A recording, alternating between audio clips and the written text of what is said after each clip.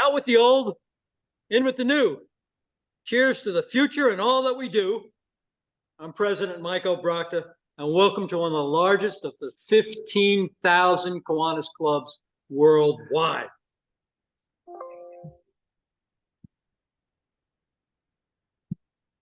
I'm going to start off by passing a card around. It's a card that I hope you pay particular attention to. It's for Elizabeth Woolwine, daughter of John and Joyce Montgomery. She needs a bit of our love, so put that in the card, please. Preston, you're going to come up here and call for introspection. Mike, you're going to do the Pledge of Allegiance. As Preston comes up, I have a breaking news flash to give you. Is that all right, Preston? It has come to my attention that over the holidays, Preston has shown an extraordinary level of good judgment by proposing marriage and having his proposal accepted.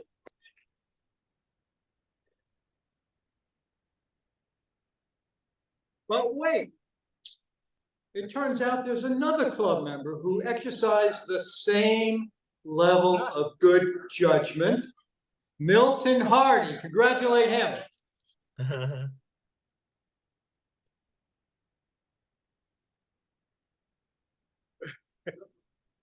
Thank you. Happy New Year.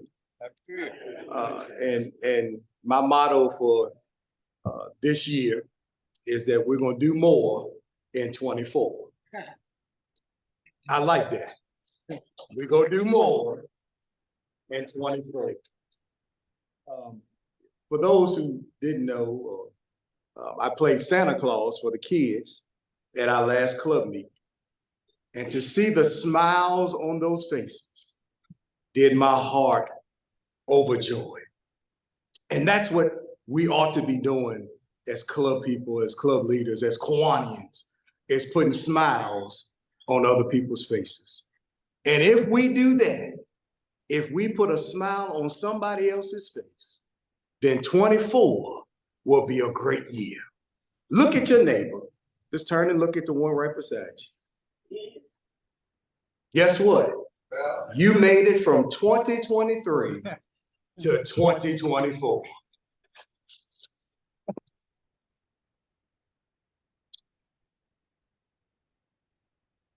Mr. Quinn, your presence is appreciated. I'm delighted to be here. Please join me in the pledge.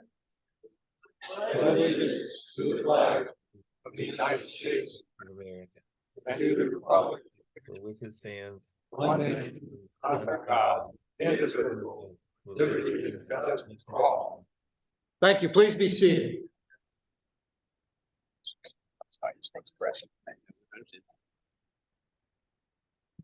So now you're going to enjoy the first president's message of the new year. I can see the excitement on your faces from here. And what better way to start the new year than among Kiwanis friends? And being the sort of goal-oriented person that I am, starting the new year with a resolution is also in order. This year, however, my New Year's resolution is going to be a bit different. Instead of the typical resolution about diet, or exercise, or money, or self-improvement, or relationship improvement, all worthwhile resolutions, my wife will tell you, my New Year's resolution is entirely focused on you. It's focused on each and every individual member of this club. My New Year's resolution is to make myself available to anyone at any time who asks for information or assistance regarding what they can personally do to further the outreach theme. You know this was headed toward outreach, don't you? After all, outreach is really much more than a theme. It's an objective. It's our objective for the year that I'm president. Our objective is to reach out in so many ways that this room continues to grow in size with new members. So I'm hoping each and every one of you take advantage of my New Year's resolution. Give me a call, email, or a shout. And I will do what I can to personally assist you. I'll give you information, encouragement, direction if you need it. And importantly, I'll provide appreciation. So let's act on our theme, outreach. Now's the time. Harry's on his way up here to introduce our guests. We have quite a few, and I'm delighted that that's the case.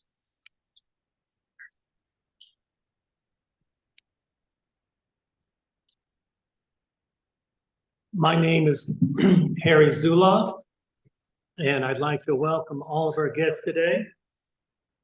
We'll begin with Chris Stenger, the Parks and Rec. Kiwanis host is Milton. Please stand up and stand up, and we'll give you a welcome later on.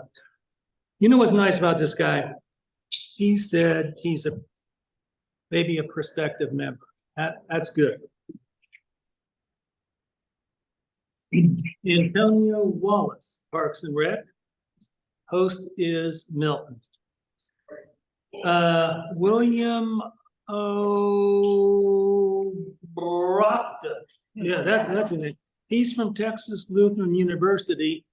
I can't read his host's name, so anyway, all right.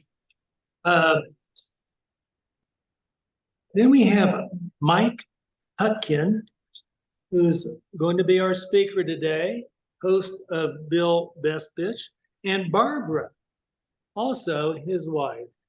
Thank you for coming. And I hear you guys play poker or something. Is that right? That's a rumor. Yeah, okay. Like James Harper Jr. and Robert Harrison, please stand up. And they're hosted by Randy Myers, Mike Loveman, and Ken Graves. They're from the Acton Club. We see you all the time. So welcome. Ray Levin, Roanoke College business instructor, excuse me, Bill Bestbitch. Thank you, Bill. He said, yes, he may be a prospective member. So let's see if we know. Dave Kibler, also a retired DT professor. We like to get a lot of smart guys in here. Bill Bestbitch, and he's checking us out. I don't know if it's a full yes, but it's maybe a 3/4 yes. So, and then Sherry Bestbitch, good old Sherry. And, you know, she's a former member. I remember her back in the day. And welcome back, Sherry. Nikki Vondekin of the Mill Mountain Zoo, Pigram. And she indicated maybe yes. That's great. And Ginger Poole, Mill Mountain Theater. I gotta be Larry. All right. And so I would like everyone to give our guests a round of applause.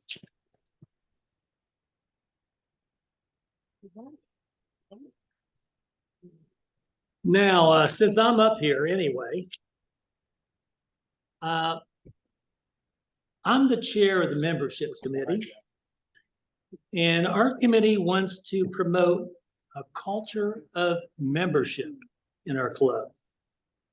As members, we are proud to have top-notch speakers each week. And next week's speaker is Roanoke City's new police chief, Scott Booth. Now, everyone who lives in our area is probably interested in hearing what he has to say. Right? Right. All right, right. Okay. How many of you have used the phrase, "let me buy you lunch"? In business, in personal life? Well, I'm urging you to use that phrase with a friend, a business acquaintance, a potential member. This week, ask them to come to next Wednesday's meeting for a Kiwanis lunch. But here is the kicker. You won't be charged. So members, you're not gonna be charged for your guests next week. We expect them to be prospective members.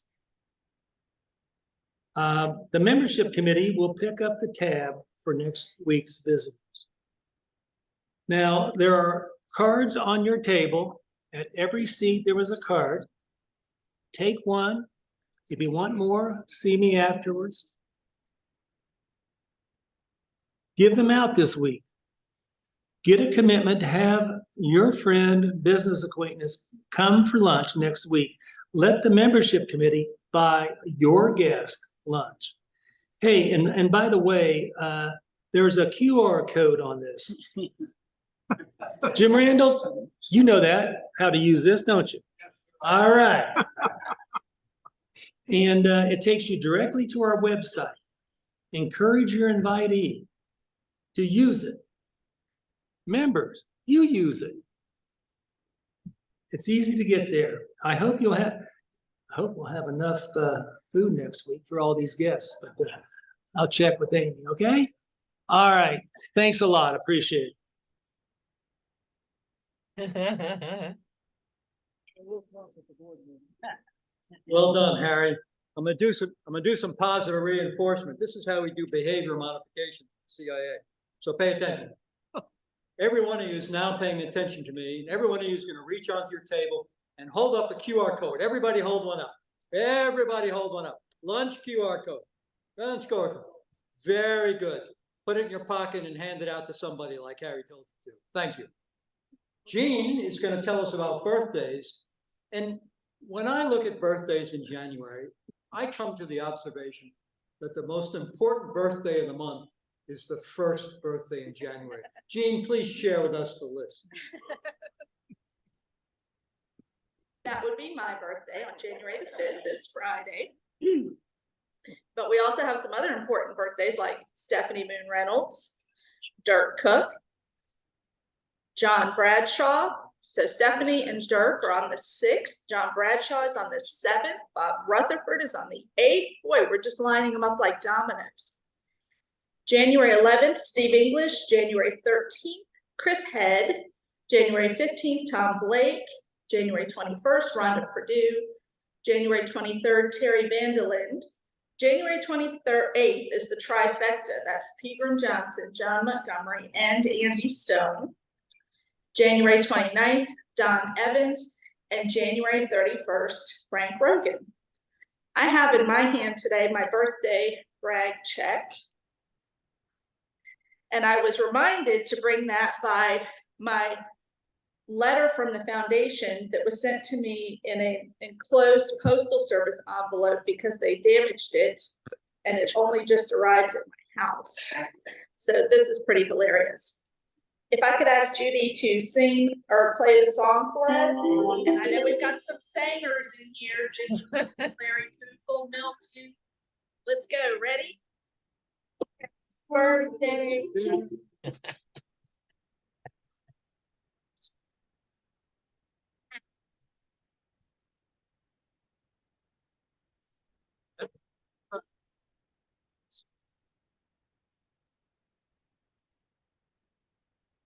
Well done.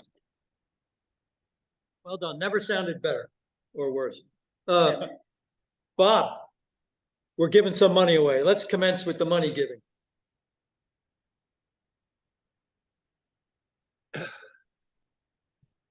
Thank you, President Mike. Today we have two, both start with Mill Mountain. So our first one is Mill Mountain Theater, and Ginger and Larry, would you come up? And Larry's going to tell us a little bit about the theater, and Ginger's going to tell us a little bit more about what they're going to do with the money and a couple of other things. Larry. Thank you, Bob. As Bob said, I'm Larry Poofle, and I'm also the business manager of Mill Mountain Theater. I'm proud to be that, as well as proud to be a Kiwanian. I want to thank the Kiwanis Club for having such a long partnership with us, and a wonderful partnership. And we really enjoyed that partnership. We are a live equity theater, but we not only do entertainment, we also have a conservatory department. So we serve the youth of our community. And Ginger's gonna tell you a little bit about what that money is gonna go for. Ginger? Thanks, Larry, and thank you all for having us for this special moment to receive the grant from the Kiwanis. My name is Ginger Poole. I'm the producing artistic director at Mill Mountain Theater, and we are so proud of the partnership that has blossomed over. Larry and I were talking, walking over here. I think this is about the 7th year that we've been in a wonderful partnership with the Kiwanis to support what we're doing with our young audience series and also our community tours, which both of these bring literacy to our community youth in any age from pre-K all the way up through 8th grade. And I think I've shared this with you before, but it's one of those statistics that are so important when you talk about people moving the needle. We've done this program so long, we actually have the data and research to show that the programming that we are doing as far as bringing literacy to the youth in our community has truly improved the reading level in Roanoke City and Roanoke County, and that's because of clubs like you. So thank you so much for all you do. And I'm also adopting the Let's Do More in 24. So thank you all and have a happy, happy New Year.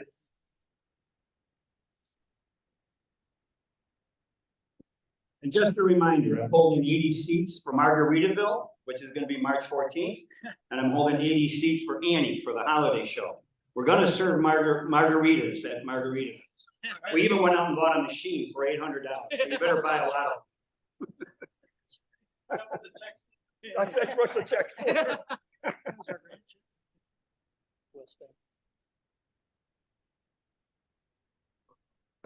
you so much. Okay, our second one is Mill Mountain Zoo. And Nikki, would you come up and Pegram, please tell us a little bit about Mill Mountain Zoo. And then Nikki, if you tell us a little bit about what you plan to do with the grant. Thank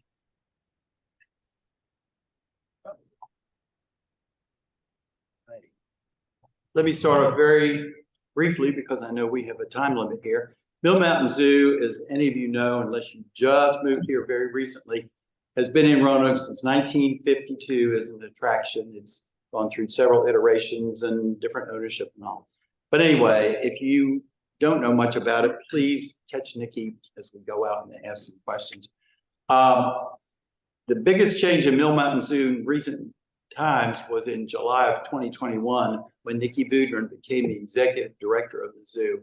There is so much dynamism and excitement at the zoo, and so many things have happened under her leadership.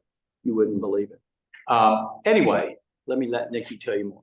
Thank you. Thank you, Pegram. Pegram was a board member at Mill Mountain Zoo, so he paved the way, and we appreciate all you do. He still supports us, and thank you to all of you for having us and supporting our program, which is the Explorer Backpack Program. If you don't know, Mill Mountain Zoo's mission in 3 words is conservation, education, and destination. And our education programming is aligned with Virginia's SOLs. So we're very serious about teaching the biosciences and life sciences. And the educational backpack program will do this in a very innovative way.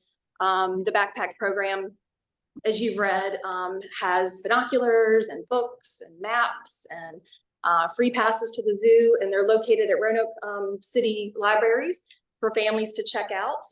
And so now with your help and your support, we're able to create more of those backpacks and put more backpacks at the Roanoke zoos, the Roanoke libraries, for more kids and families to learn about wildlife conservation and all that the zoo has to offer. We are 71 years old, and our motto is there's more in store in 2024. So we've made over $1 million in investment into the facility and the programming at the zoo. We've launched the new Zoo Chew. We've erected 3 new exhibits. We've repaired exhibits. We are accredited by the Zoological Association of America, which maintains the standards of excellence in animal welfare care and ethics and safety. So we are serious about what we do, and we are a good zoo. And I invite you all to come up for a tour and visit us, and let me show you about the very serious mission that lives right on top of the mountain and the gem historic landmark of Mill Mountain Zoo. Thank you so much for selecting us for this grant, and we appreciate your support.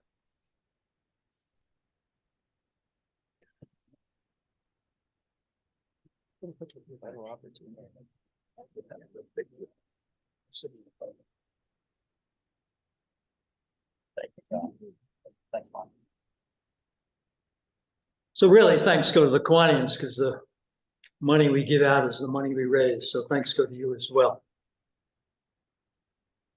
As is the case with most every week that I stand up here, we have a full agenda of announcements. I'll go through those quickly. One not listed on the agenda, though, was brought to my attention just recently. One of our own Kiwanians, Kevin Reeder, was just recognized where? Barry. Kevin Barry was just recognized where? Roanoke for being one of the 40 under 40. Outstanding accomplishment. We're going to give him some applause now so he can watch us on Zoom.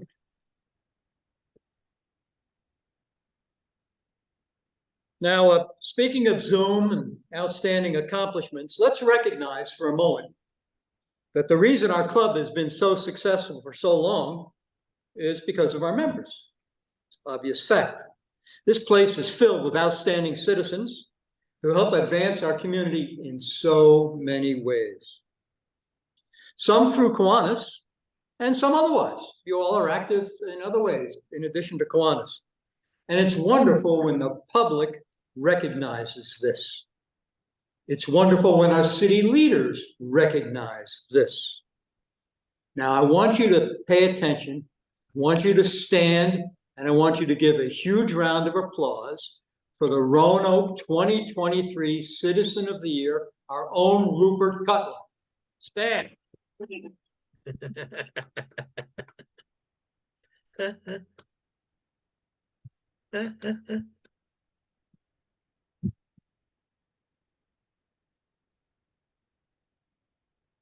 Thank you. That's amazing. It's just amazing. The caliber of people in this club is just amazing. All right, speaking of amazing, Matt Trantham and Ken Briggs are going to join me up here while I read some names. It turns out we succeeded in collecting more money for the Salvation Army during the first Fridays this year, more money than ever before. I'm going to quickly go through the list of names, and as I read your name, I want you to stand up and remain standing until told to do otherwise. Mike and Tiffany Bell, Betsy and Chris Bohannon, David and Margarita Bowers, Rupe Cutler and Brenda McDaniel, Will and Carol Dibley, John and Sally Ewart, JJ Harper, Robbie Harrison, Keith and Nancy Hartman, Nancy Horn, Pegram Johnson, Dan Carnes, Reef and Susan Kessler, Joe and Sally Lemmer, John Pendleton, Glenn and Sue Pierce, Stephanie Moon and Earl Reynolds, Bob Rutherford, Ben and Beth Spiker, Andy and Marjorie Stone, Bruce Swanson, Jeff Schweiger, Preston Tyler and Shauna Hardy, congratulations again, and Joyce Waugh. Round of applause for them. Please sit down. Matt, would you like to spend a few minutes, a few seconds? Yeah. Don't give a preacher more than a couple seconds. A little bit of wood, a little bit of brass, and a little bit of metal. You guys heard this for roughly a month and a half, last month and through November. And for the group that did the tree lighting ceremony on December 1st, they raised $609.22.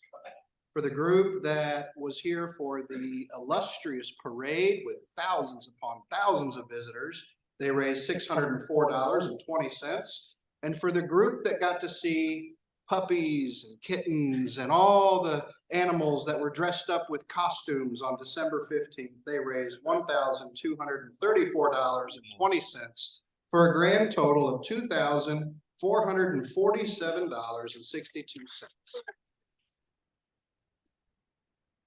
And if I'm correct, Ken could correct me on this, I believe now Kiwanis has raised over $22,000 for the Salvation Army throughout all the years you have rung bells for us at the Dickens Christmas Festival. So thank you all very much.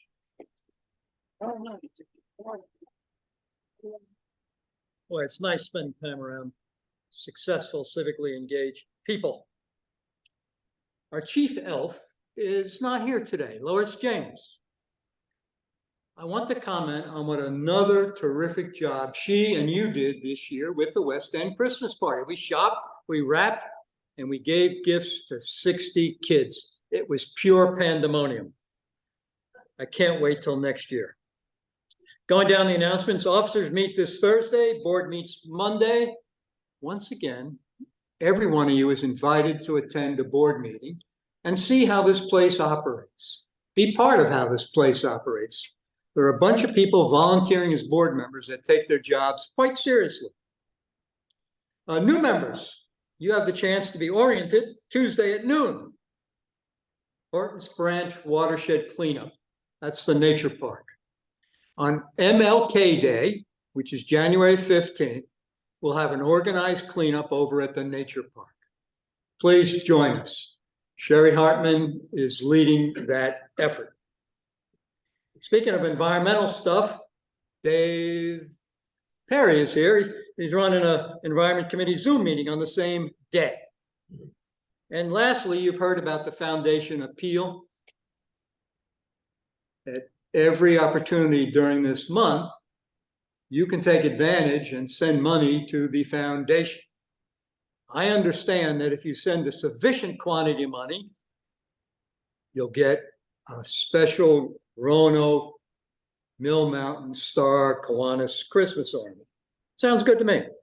Did I miss any announcements? Drinking moonshine? No, no. Oh, okay. They're going to be drinking moonshine at the Nature Park Committee meeting this Monday, January 8th at 4 p.m. at Melrose Library. Thank you for calling my attention to that, Chair, in such a delightful way.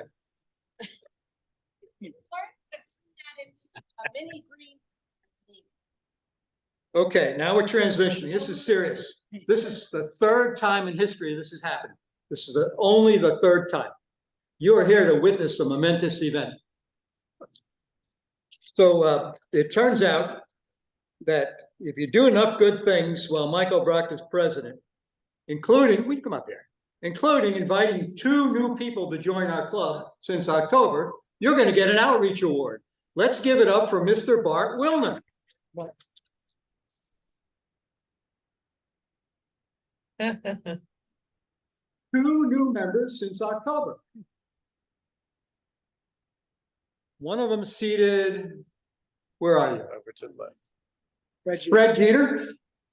And the newest new member who the board is going to approve on Monday is head of the Chamber of Commerce, named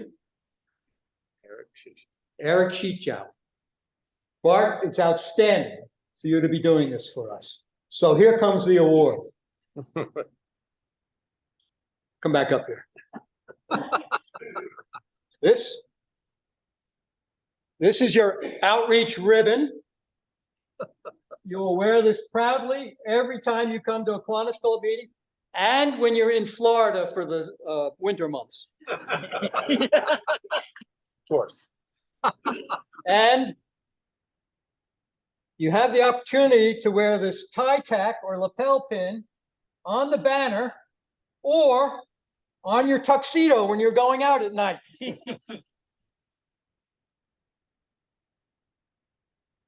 Oh, hell. Take that.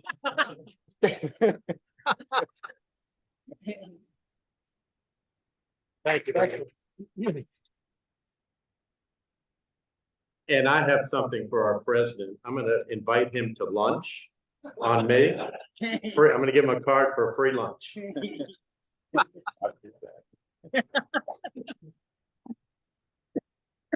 that's what I'm talking about. I'm talking about I'm talking about all the things we do to get out in our community and give people a glimpse into why this club's been so successful for so long. Now, oh heck, there's time left. That means there's brag bucks. all of you that have been waiting since last year, brag, come on up now and be brief. Donate lots of money, but speak for a short period of time. So I'm Bill Bestfitch, and I want to brag for a minute on my buddy Ray Lavin, who's my guest here today. Ray's one of my best and most consistent customers for KPAT tickets every year.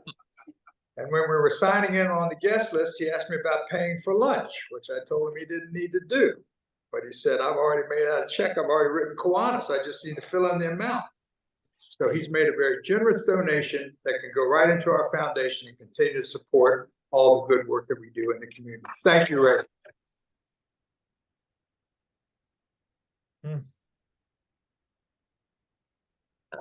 Kiwanis, Happy New Year. Mike McAvoy. I'm here to talk about my daughter, Katie. I think a lot of you all know my older daughter, Katie. She did a lot of cleanups when she was growing up here, took her to a lot of events. And we were very happy, her mom and I, she got engaged over Christmas holidays, Christmas Day. Very nice young man. He's a teacher down in Bassett High School, teaches AP history down there. So we're really excited to welcome her fiance to our family. So, thank you. Hello, Happy New Year.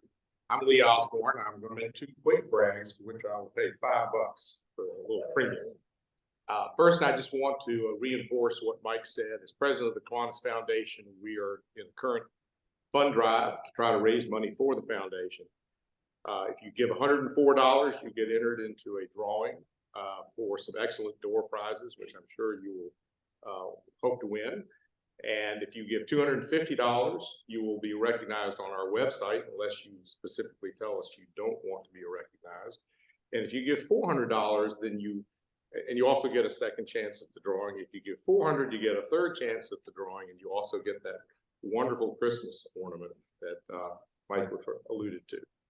My second brag is on Mill Mountain Theater to reinforce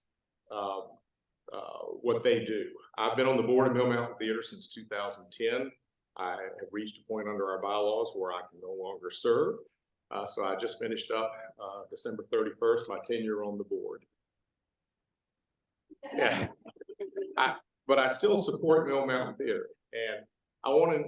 They were focused on telling you what they were going to do with our money, so they missed an opportunity. On all of your tables, you'll see a little card that shows what the season productions are for our upcoming season for 2024. And I want to encourage all of you certainly to come to our Kiwanis productions, but also to go buy tickets for those other performances. And they have season tickets that are available as well. So it's amazing what Mill Mountain has been able to do.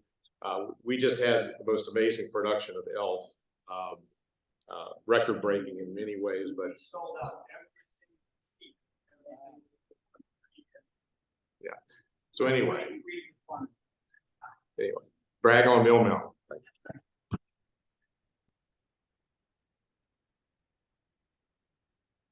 My name is Ken Briggs. I try to read the sports page first. And this brag is on past President Mike Quinn's granddaughter, Mickey O'Hara. Sunday morning's paper reported last week that the Roanoke Catholic team scored 52 points in a victory over Eastern Montgomery. But Mickey O'Hara, Mike's granddaughter, you ready for this? 38 points, 5 rebounds, 6 steals, 3 blocks, and 3 assists in one game. She comes from good stuff.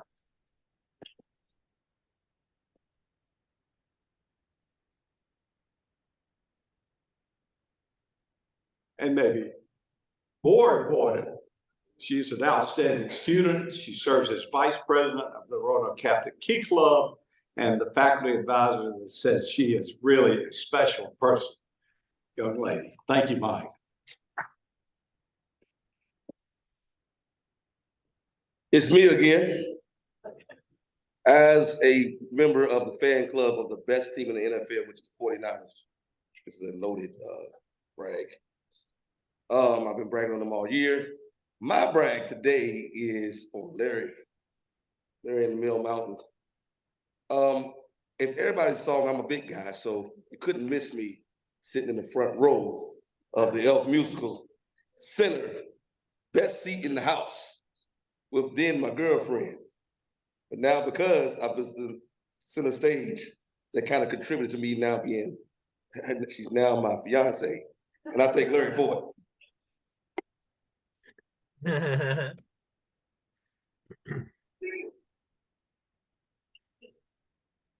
Captain Matt Trantham with the Salvation Army. I have two brags. One, we exceeded our goal of $116,000 in our kettle campaign. We raised $126,000 this year. So that was great. It was about 47,000 more than last year, and we're waiting until our numbers come in for our mail appeal to see how we finished there. That's my first brag. The second one is that Michigan beat Alabama, is in the national championship. There you go. Yep.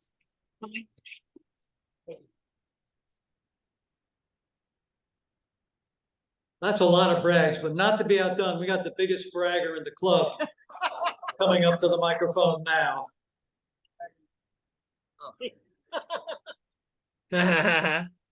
Always nice to have good friends. January the 7th, 1933, Dr. Bradshaw welcomed Little John into the world down in Norfolk. And on 1969, John Bradshaw was welcomed into the Kiwanis Club. And that was the best thing that ever happened to me. I met friends. I was aware of what's going on. I had an opportunity to do a few things. And it was really a great pride to me to be a Kiwanian during those many years. But of that whole group of what I've been involved in, my association with the foundation is the one thing that I'm really proud of. The Kiwanis Foundation is really not well received to the extent I feel it should be. I really think it is a great part of the Kiwanis system. It's the only real thing that's permanent. I built a cabin at a hotel at a Roanoke camp, and hell, nobody knows it's there. There are other things that I did. I put the chairs underneath the pancake tables, and that's long gone. But my commitment to the foundation happens every day. And I think all of us need to turn to and get the foundation moving. I can often dig in my pocket and find a few dollars and buy a bicycle and give it to a needy boy. But if I take that same money and give to the Kiwanis Club, then every day somebody gets a bicycle. And that's why I feel like that it is my privilege to be involved over these years with the foundation. And I hope that all turn to and follow Lee's example and example of others and get the foundation up to the level that it needs to be. And thank you for being here on my 91st birthday. And Rupert, you should be here yourself.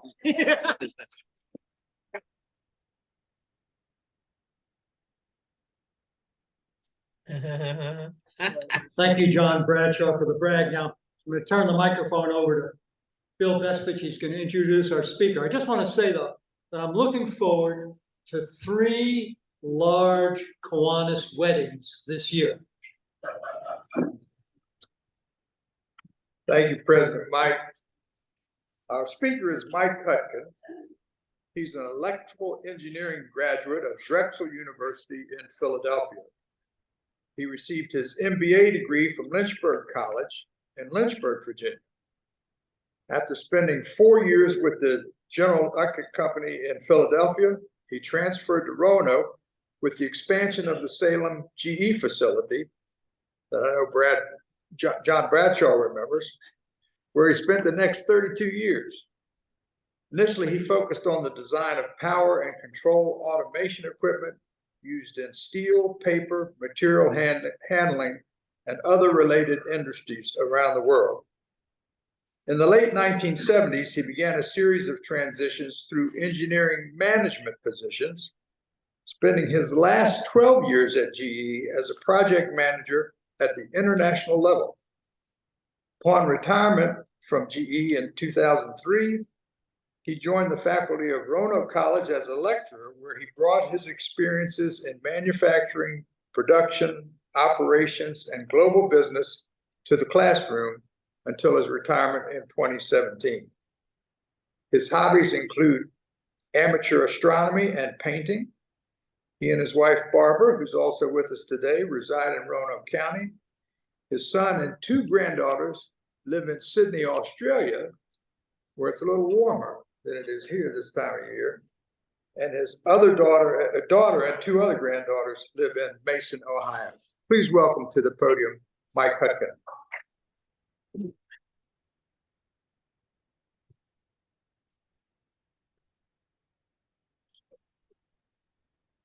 Made some slides for you, so just tell me when.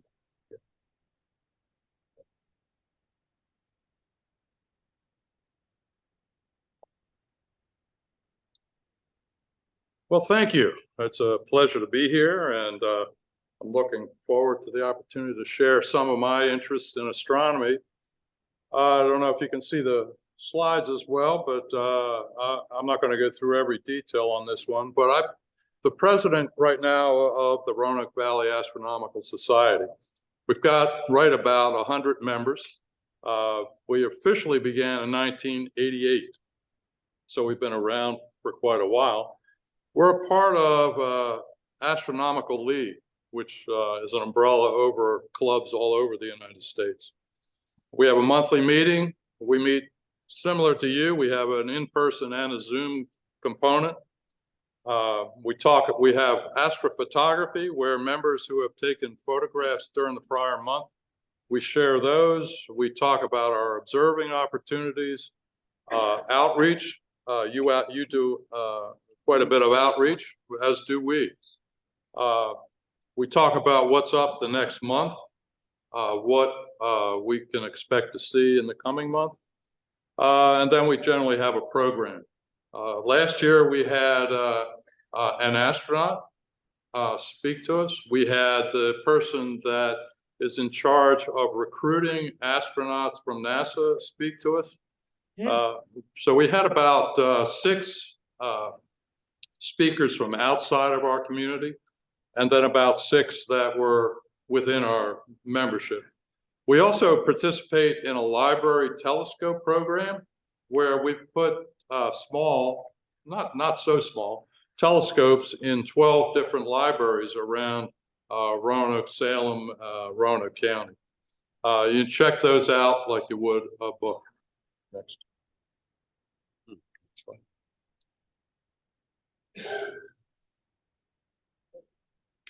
So I was asked to talk about what's in store in 2024. And I started at the moon, which is our closest neighbor, which is about 240,000 miles away, and walked through a series of different categories until we get into the deep space area. Next slide. But this is not so easy. I'm relatively new compared to some of our members in amateur astronomy. And one of the things I found first, it's too cloudy, it's raining, it's cold, the neighbor's lights are on. You name it, there's a reason why I can't go out and look with my telescope. The object could be too low in the horizon, or it's 3 o'clock in the morning is when it's going to be visible. You have to remember, due to optics, in many of these telescopes, the image is inverted. So it's not what you look like, it's not what you see in the eyepiece. Everything is moving. Okay, all the planets are moving. The whole solar system is revolving. So unless you have some sort of computerized telescope, it's not going to stay visible for very long. Next slide. Where would you go? Our favorite places are dark sky areas, obviously, not where our neighbors' lights are shining. One of which is the Chaos Overlook at milepost 139, the Explorer Park Overlook, or Natural Bridge State Park, which has a dark sky certification. Next. Where to look? Purists will use a map. Okay, so imagine you're going to take a trip across the country and you're going to get a map, and each state they're going to pass through, and you're going to unfold it and try to fold it up again when you're done with it.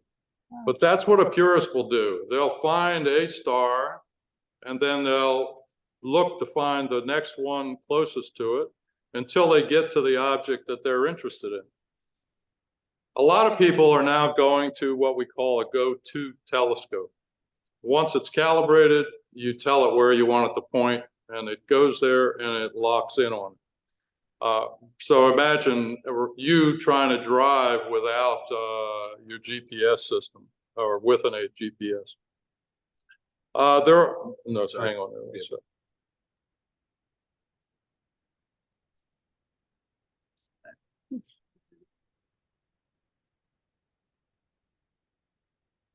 Oh, all right, don't worry. Yeah, sorry about that.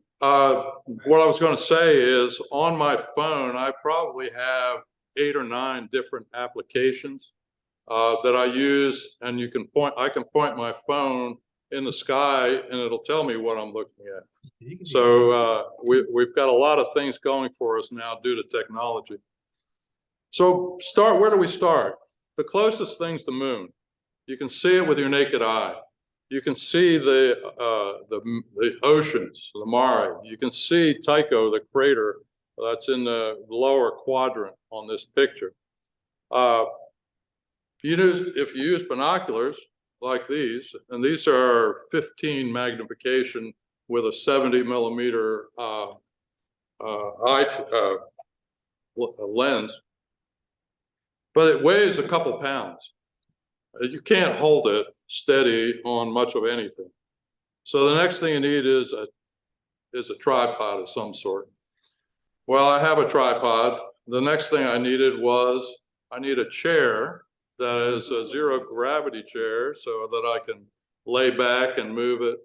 And I was out last night actually with my chair and my binoculars looking at some of the objects in the sky. If you want to look at the moon, it's got a schedule. Okay, you can check the lunar schedule and see what phase it's in. The best views of the moon are not when it's full. Okay, astronomers will tell you the full moon is great for lovers, but it's not good for observing. It's just too much light. You really want to see it when it's in the crescent to halfway phases, where you can look across the line, which is the terminator, because that's where the shadows are. And if you have shadows, then you can see craters and other objects. So for example, you can look at the moon, which is locked in the rotation with the Earth. So we always see the same view. And you can start to pick out some of these oceans, or mare as they're called. You remember Houston, Tranquility Base. Here, the Eagle has landed. Well, you can look up and at least see where Tranquility is. Somewhere in that lower quadrant of Tranquilitas is where they landed. Next. You've heard about the man in the moon. Well, there's other objects you could look. Pareidolia, which are basically seeing things in other objects. So the man in the moon, there's a rabbit in the moon, there's a lady in the moon.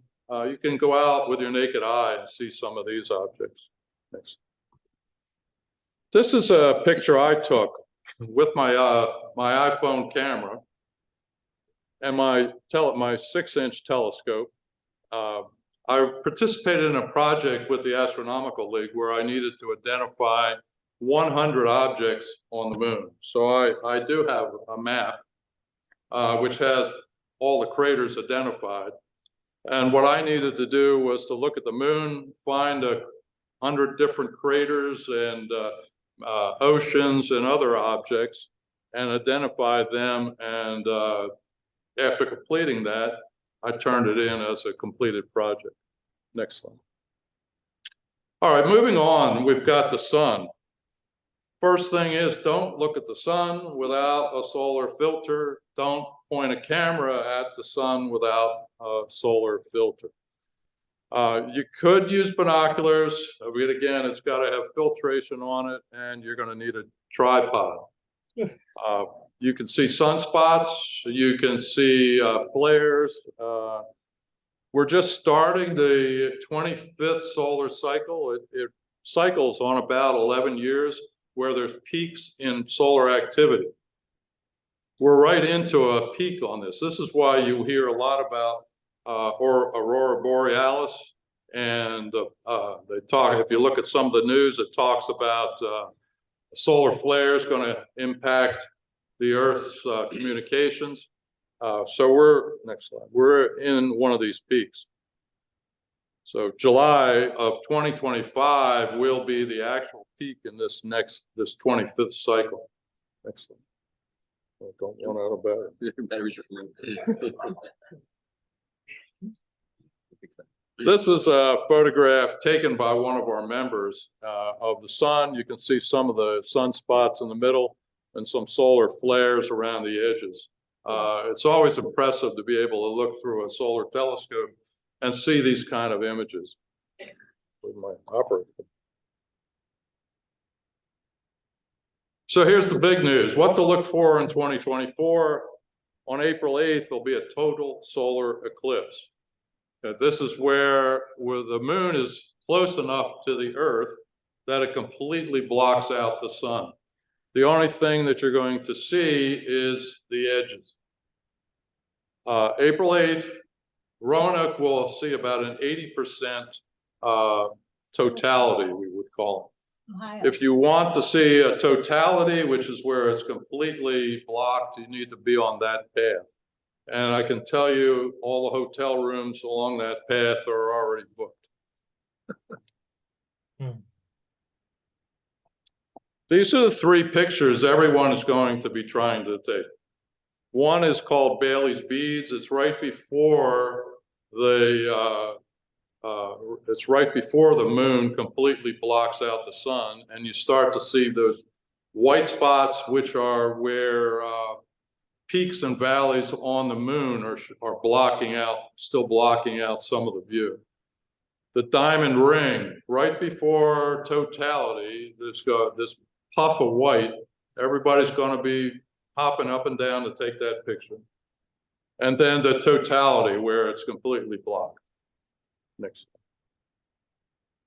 Well, moving on to the planets, you probably know your planets. So next one. I'm not going to give you all of the details.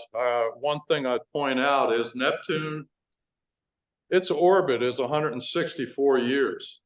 So it's not going to be very visible. The things you can see are Venus, Mars, Jupiter, and Saturn. The rest become a little challenging unless you have the right equipment. Next. You can check charts that'll tell you which planet's visible and when, in the morning and in the evening. Next slide. March 1st, if you want to see something, Jupiter and Venus will be very, very close to each other. So you'll watch them after March 1st, they'll start to separate. Next slide. Moving on, we've got constellations. We've got 88 constellations between the northern hemisphere and the southern hemisphere. And this is just a group of stars with a recognizable pattern, mainly based on mythical figures. Next slide. So you can check to see based on the season, because these are seasonal, as the Earth rotates around the sun, you can see which are the dominant constellations, and they move across the sky. So right now, we're in the winter. So you can see about the fifth one down, Orion, that's everybody's favorite. Okay, it's easily identified and it's in the winter sky. Excellent. So some highlights that I would point out if you wanted to look for any of these. That's it. Battery went dead. Shadow figures. Well, I don't have anything. Sorry about that. Did somebody have a charger? Yeah, we did. John didn't bring his charger, so we didn't charge it. I don't have it on my, I don't have a printout, so I don't know what's. Just take some questions. Well, the only thing I can tell you is this is my newest telescope. It's meant to be put on a tripod, and the beauty of it is it's got a database of some 100,000 stars. So you tell it to calibrate, and it will rotate and take pictures. And after it's taken enough pictures, it knows where it is, and it knows what it's looking at. At that point, you can tell it to look at anything you particularly want. Pick an object in the sky, it knows where it is, and it will just rotate until it's there. It's all operated from an app on your phone. The image shows up on your phone. You could modify the image. You can send it to your neighbors and friends. So far, the only thing I've done is I've used it to take some images of the sun. I haven't gotten out, as I said, with some of the problems. Where do you go? Well, if I go up to, if any of you have been up at the K-Haas Overlook at night in the dark, and you're the only one there trying to take some pictures with your telescope, every noise starts to sound like a bear. Or so I haven't been up there as yet. But plus, last night, like I said, I was outside, and it was extremely cold. So I really didn't want to stay outside very long. Some of our members who are I'll just talk a little bit for a few minutes. Question. Yeah. One of our members has his own observatory, complete with covered top and everything that you would find in a professional observatory. He can take images. Unfortunately, some of the images that I wanted to show you that our members have taken will knock your socks off. They're things that you see the Hubble and the James Webb telescope taking, and it's just impressive that somebody right here in Roanoke is sitting outside their house can do the same or similar thing. Any questions? Anything I can ask you? Yes.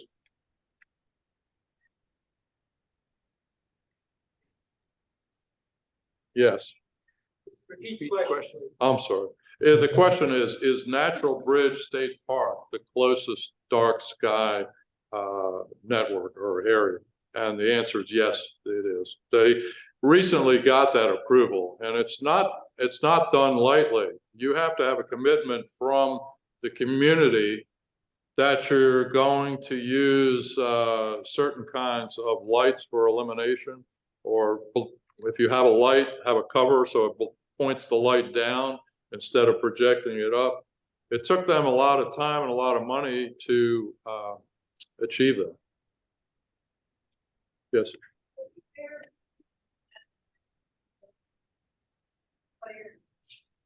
Well, if I go, we go to the Natural Bridge Hotel, and then we drive about I don't know, a mile into and up. I couldn't tell you, other than me following somebody to get there. I'm not sure how I'd tell you to get there. Yes, sir. quick question. Does your organization have a Kiwanis area? The question is, does our organization host observing sessions around the valley where people are invited?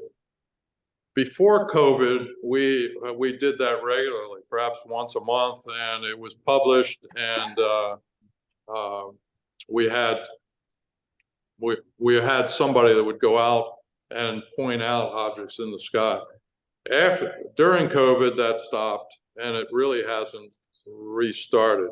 We do have some sessions internally, only because Joe will say, I'm going to go up on the parkway tonight, anybody interested? And we puts it on our Google group, and anyone that's interested can sign on. I'd like to do is to have more that were available. Now I'm doing a presentation for the Franklin County Parks and Rec group in February, and they're interested in having an observing session, but it'll probably only be published within their group. Second question.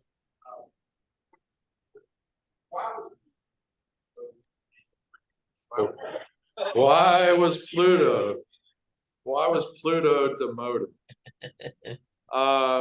There's 3 criteria, if I can remember this correctly. Sorry, my timer. There were 3 criteria. It had to be round. It had to circle the sun in the same plane as the rest of the planets. And both of those it does. The third one is it has to have enough gravity to be able to clear out any other objects around it. And that where it's in what's called the Kuiper belt, which is out past Neptune, which is a whole swath of asteroids and rocks and other objects. It just happens to be a big round object within all those others, and it doesn't have enough gravity to move anything out of its way, so it was dropped. Question, but related bit of news, I saw in other times that science museums are doing planetarium. This is true. That helped to get rid of some of those concerns about being too cold, the object of the horizon, whatever. Planetarium is all. Well, except the planetarium is going to have a show. You'll see they could do a show on the winter sky, but it's not actually looking at anything. Last question. Last question. The solar flare that occurred 4 days ago and why it was significant, whether it had any impact on communications. Did the solar flare that occurred a few days ago, why did it occur, and did it have any impact on communication? To be honest, I don't know the answer to that. I know that the solar flares inject basically a magnetic pulse through the sky, solar system, and eventually that pulse reaches the Earth. And being magnetic in nature, it has the potential to impact our electromechanical communication.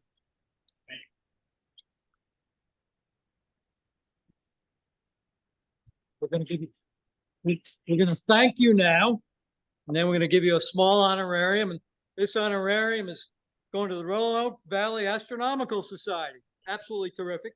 Well, thank you. Appreciate it.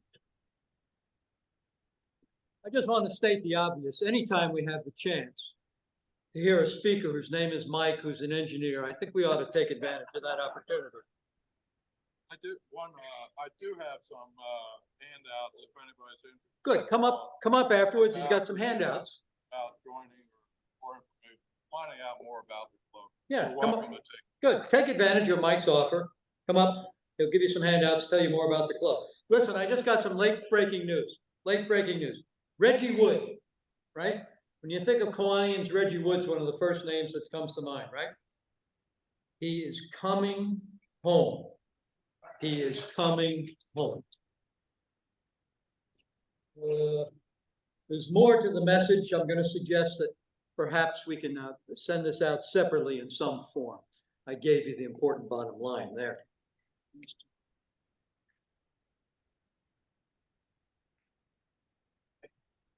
Sir, he is home.